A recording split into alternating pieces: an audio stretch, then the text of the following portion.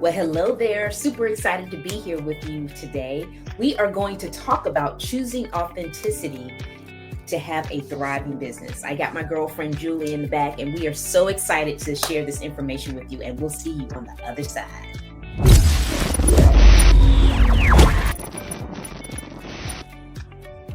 Well, hey there, Julie. Hi, Inga. Thanks so much for having me today. Yes, thanks so much for coming. So before we get into how we're really choosing authenticity to build a thriving business, we want to get into your business. Tell us a little bit about you, who you are, who you serve, and how you serve them. Yeah, I am Julie Thomas. I live in Minneapolis, Minnesota. I am a mama of one, and I am also a short-term rental strategist. And that is a fancy way of saying that I basically help other women specifically get started in short-term rental properties, whether it's their first one or whether they are not profitable in one that they already have. I help them to turn that around and bring in profit. Awesome. So how long have you been doing this? Yeah, I have been in the short rental industry for about 10 years. And my husband and I got started in it because we had an absolutely awful short-term rental experience. We had been going out to West Yellowstone, Montana for snowmobiling with our friends. It was a more cost-effective solution to being able to go out there rather than staying in hotels and paying to eat out for every meal and all of that. We were able to cook in and stay in the same space. But we had a house that we rented that had holes in the wall and missing ceiling tiles and mouse droppings on the countertop. And we were just appalled, really, that people could make money off of putting these properties out there for rent and not really be authentic about what it is that you were going to be showing up to. And we thought we can do this better. And we did not really have the money at the time to do it better, but we did own a home. So we were able to take out a home equity loan, and we applied for a non-interest credit card, and we scraped together and we bought our first property. That's one of those examples of find a way, make a way. That's what we have to do. I know I have a mentor, he calls it FIO, Darren Hardy. Figuring it out. Just had to figure it out. So that's awesome. That is so awesome. So, building this business, what has been one of the hardest parts about managing a short-term rental property?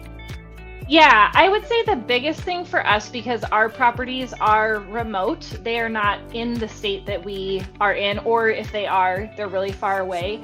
Okay. So we invested in Montana and Arizona, and then the North Shore of Minnesota, which is about 5 hours worth of driving from our house. And when you live at a distance from your property, you have to have people that are in place that are your boots on the ground, because Obviously we can't be there between every single guest. We travel out to our properties about 3 times a year, and we'll do maintenance and bring in new supplies and bedding, and we'll freshen up the paint and things of that nature. But we really have had to learn how to build teams that we can trust. And that can be hard. People can spin really good stories and really good tales about how hard they're going to work and what it is that they're going to provide and the level of service that you're getting for X amount of dollars. Right. And what we found, especially early on, is that we had to learn that lesson the hard way, unfortunately, and had guests that were showing up to bedding that hadn't been changed, or kitchens that hadn't been fully cleaned, or things of that nature, or they would charge you for a deep clean and they were really only there for an hour. Wow. And they would charge you for 8 hours. And so today, 10 years later, we have learned really how to vet people that we are choosing to trust be our boots on the ground. Yeah. And we have a great team in place now, but I would say that was the hardest lesson that we had to learn, is that we, 1, couldn't do it all ourselves because we were at a distance, but 2, how do you determine who it is that you can trust, and how do you build a relationship with someone else that wants to help you be successful and that they're actually going to follow through on the things that they say they're going to do. Yes. I have had something similar happen too. It's amazing when you do, the hiring process can be so tricky, right? Because when you start talking to people and they want your business, They're going to pretty much tell you anything that you want to hear. But you definitely have to have some kind of trial or something vetted, like you said, a vetted type of process that you can truly weed out the folks that are just giving you just the rhetoric just to get the job. And then when it come time for them to actually follow through, and then they know that you don't live there, so they really think, oh, I can do whatever I want, she's not going to know anything regardless. You really have to be able to make sure that you have folks that you can trust. But I know that before we were talking about how you were able to do that, and that's awesome, even though that you were far away, that you made that choice, that because it wasn't something that you could invest in, or probably didn't maybe necessarily wanted to invest in at where you currently live, that you were flexible enough to kind of figure out a way to make it work for you elsewhere. Because I know I've had to do that with just hiring staff like VAs and that kind of thing.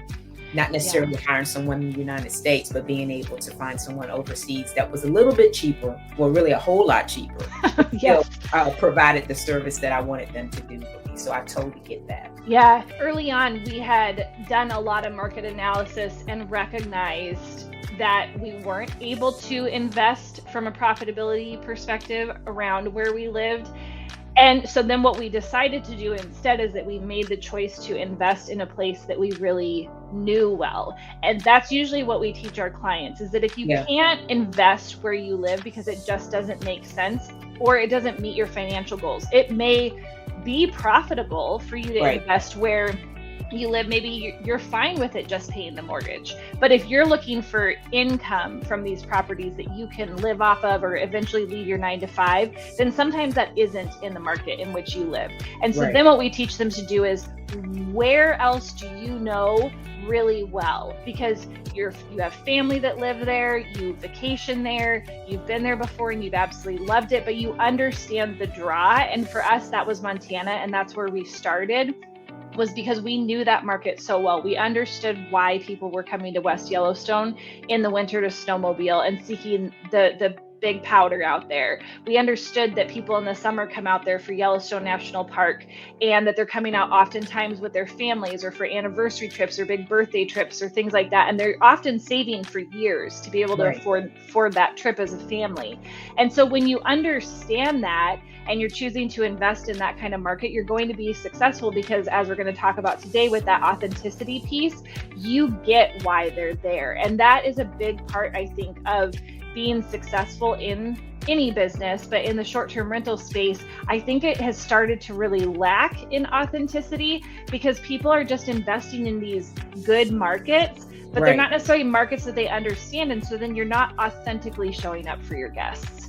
Right. And then your guest feels that through the guest experience, because you're not providing above and beyond just the space, because that's what's going to help you stand out and really show your uniqueness, your authenticity, being able to really provide for them in a way that no other person could probably do it, because you have a better understanding of the space as well as the city that you have the short-term rental in, which I think is really imperative, regardless of what your business is, what kind of product or what kind of service you have, that you're able to go that extra mile, because that's what's going to help you really stand out. That's right.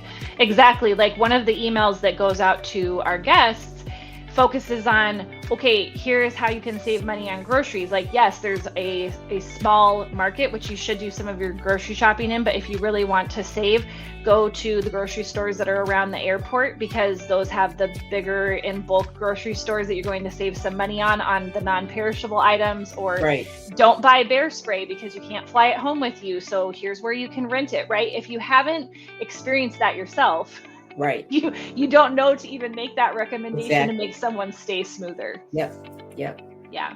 And I'm sure that also helps your reoccurring customers to come back because of that service that you provided them, that you stand out. And then probably even the word of mouth type of business for you too, that, we stayed at this property and she gave us all this information, and somebody else that may have stayed somewhere else was like, well, we didn't get any of that. Maybe we need to stay there next time. So that's helping you all the way around to really stand out and continue to further expand and grow your business. So thanks for sharing that, for sure. So when you think about your property management business, What have been some of the personal benefits that you've gained as a result of starting this business? Yeah, the biggest has been the flexibility. So I was actually a teacher for 16 years, and we started this as a side hustle. It was not making enough money in the beginning to Right. just say, oh, I'm just going to go into the short-term rental industry and I'm going to leave my teaching job. And I loved my teaching job, so I wasn't really ready to do that mentally anyways. But I taught for 16 years, and 2 years ago, I decided to step away and do it full time. But what we teach our clients is that, one, you really shouldn't be stepping away from your 9 to 5 just because you purchased a short-term rental. Right. It's a little bit more of a long game. It's not a get-rich-quick scheme, Right. especially from a setup perspective and an acquisition perspective. It costs money to be able to do that. And so it takes a little bit to be able to see a return on your investment. Right. But while you are waiting for that long-term investment to be fulfilled, you can do it in addition to your 9 to 5, because most properties are going to be in rather seasonal locations. So Yep. you're going to have some really busy months and you're going to have some really quiet months. And you can really pick and choose when it works for you to be able to service those properties. And you can answer everything from your phone because technology is what it is today. And so Right. pull out your phone and message a guest or change something on your calendar or adjust your pricing. And so you really can do that on your lunch break, after work, during the vacation time that you have. And that's what I did as a teacher, is that I took my summers or spring break or evenings or things like that to really develop this business. And we scaled up to 6 properties. And it wasn't until that point, 10 years later, after starting this side hustle, that my husband and I both said, in addition to having a kid, something has to give. We Right. need to make some choices here, because I wasn't able to be the mom that I wanted to be, and he wasn't able to be the dad that he wanted to be, because we were just running too fast. We were on the hamster wheel. And so we took a pause and said, okay, if I, Julie, take on the financial component from my husband and I'm doing the guest management in addition, then I'll just run this full time and he will continue to work and have the steady Eddie income. And that's what we chose to do. And so I would say that's the biggest advantage of this industry, is that it's scalable, but Right. it's scalable while you have consistent income. It's not that thing that all of a sudden you're like, if I'm going to build this business, I have to go all in today, walk away from my steady income and just fingers crossed that it works. That's Right. that's the nice thing. I would also say, because short-term rentals are becoming a lot more common nowadays, Yeah. there are a lot more financial avenues to getting into them compared to what there used to be. There are loans that you can now qualify for that are solely based on what the potential earning income is of the property itself. And so those are great tools to be able to say, yes, I still have to come up with the money for the down payment, but I don't necessarily have to qualify on my personal financial picture, right? Right. And because the property can kind of stand on its own, there's also the option of putting it into an LLC, so that Yeah. you don't have a lot of the personal liability falling back on you from that perspective as well, if you don't really want it to touch your personal life. Right. And so there are just a lot more options nowadays compared to what there were 10 years ago, because short-term rentals were really nothing. I mean, even VRBO, when we listed our very first property out there, it was like, I mean, we got bookings and stuff, but it was not what it is today, where that is a primary avenue for people to book property. So those would be, I think the 2 biggest benefits is the flexibility, and then just some increased financial options as a starting point in this industry. So when you said that, so you have like Airbnb, VRBO, are there any other companies that you work with for the short-term rentals? I know of those because I see those on TV. Those are the ones that are being advertised. Yeah. So Booking.com, Expedia, a lot of them are starting to get. So you can still do that. Okay, so the Right. travel websites are coming in now. I didn't realize that. So you can. That's cool. Yeah. I guess Even they realize the market is there where it wasn't there before. I guess they do the hotel thing, so they might as well do this too. That's awesome. Yes, exactly. So when VRBO, if you think about VRBO 10 years ago, they were really one of the only names in town as far as listing your property out there and not having to really market it outside of that. Airbnb came into the picture, but they were a lot more for the type of guest who wanted to stay on the couch or stay in a room in somebody's home or stay in that ADU. And now Airbnb, I would say, has come into the space where they're representing a lot of different types of properties, similar to a VRBO, but VRBO also pushes out to Booking.com, Expedia, different platforms, and then even Google. They're now having a travel aspect to the Google side of things, Google Vacations, and you can now start to find short-term rentals through Google Vacations. So as you're starting to do research in Google on West Yellowstone, if you were to list your property out there on Google Vacations, you're able to then have your listing pop up while people are planning their trips in Google. So there are definitely a lot of people entering this space, and there are also a lot of hosts that are choosing to go their own route as well, where they're using sites like Guesty in order to, or Lodgify, in order to have personal platforms in which people can book direct. But that takes a lot more marketing on social media and being really intentional about getting out there beyond just an Airbnb or VRBO. Right. But I guess it's just like any other business. I mean, you just have to decide which marketing channel is going to be best for you. Is it going to be word of mouth? If it's going to be ads, are you going to do kind of partnerships and collaborations, referral partners, those type of things to grow and expand your business? And then deciding how much are you going to really make, like we were talking earlier about all money is not good money. And if it's going to stress you out and cause any kind of dissension in your home, I mean, it's really not worth that at all. So yeah, that's imperative. I really appreciate you sharing this, a different perspective of being authentic in your business, because, you know, I didn't know all of this stuff when it comes to business, but it's like any other business. You got to have your sales and marketing and your processing as far as making sure you have the right folks and that people are really going to do what they say they're going to do, and then holding them accountable to the processes that you have in place that will help your business thrive and have that consistency. I guess it's almost kind of like a franchise. Every time you have a new property, you have a process of what you're doing for each property, and then based on that process that you continue to thrive and prosper because you have the process down. And then for those of you that are watching that are coaches and consultants, it's the same thing. Your franchise is a new customer that's coming in, and that each person, you still going to have to find out what they want. It may be slightly different nuance to it, but for the most part, the process is going to be the same when it comes to finding and refining whatever they're trying to level up to be or do. So that's awesome.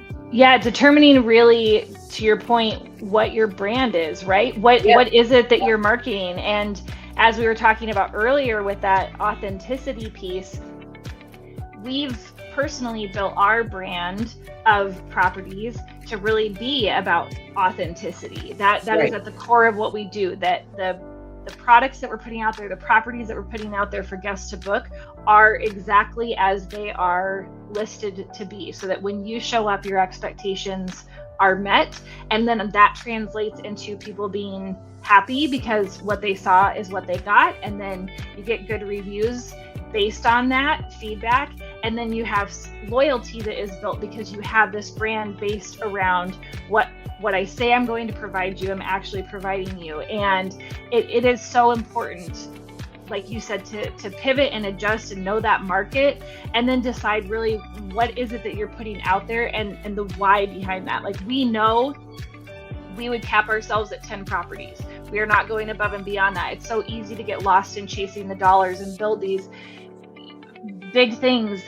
And then you realize, but I'm trading this life that I want to chase dollars. And so then that also starts to harm our brand because we're not able to show up how we want to there. And I'm not showing up how I want to in my personal life. So again, it comes back to who is it that you want to put out there, and how do you want to interact with your clientele? And all of your decisions go into making your business what it's going to be, because they're all so interconnected. Right. And you're making that decision before you get caught up in all that. Correct. Yes. Yes, it's a big reason I left teaching is because it caught us a little bit by surprise. It's like we hit the 6 properties and some mistakes were being made on my part with not following through and some missed emails or some missed setting codes or things like that. And that was really an eye-opener for us of recognizing like, ooh, okay, like we're not showing up here anymore how we want, and I'm not showing up in my personal life how I want because I'm balancing too much. So what do we need to do? And then it's that never ending pivot in entrepreneurship. Like you're always pivoting to something. Right. But the great thing about it is, as an entrepreneur, you can make that choice. You know, when you're working for someone else, you don't necessarily able to make, well, I guess you're still able to go because you can just leave if it gets overbearing. But definitely as an entrepreneur, you are in control of how much business you take.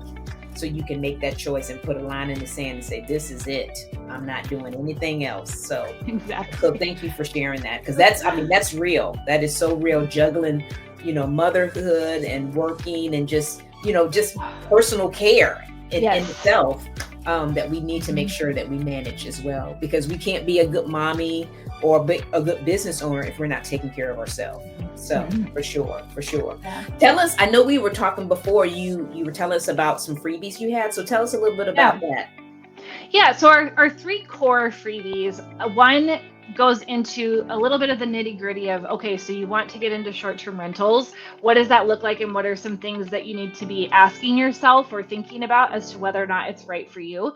And then we have another freebie that goes into some financial avenues that you can consider if you're wanting to get into this for the first time, where you can find extra sources of cash in your life, or how you can use assets that you already have to propel yourself forward, or also just options like what I said with some different loan types. And then our third freebie is more once you're into the rental side of it and you're setting your property up, we have a freebie that is a binder template. And so that allows you to share guest information that they need to make their stay comfortable, either digitally, or we usually offer it in paper form at our properties still. Some people don't, but we're a little old school that way still. And so I provide a template that you can use and edit on Canva to be able to provide your guests all of the information they need without just dumping a bunch of paragraphs at them that they're not going to read.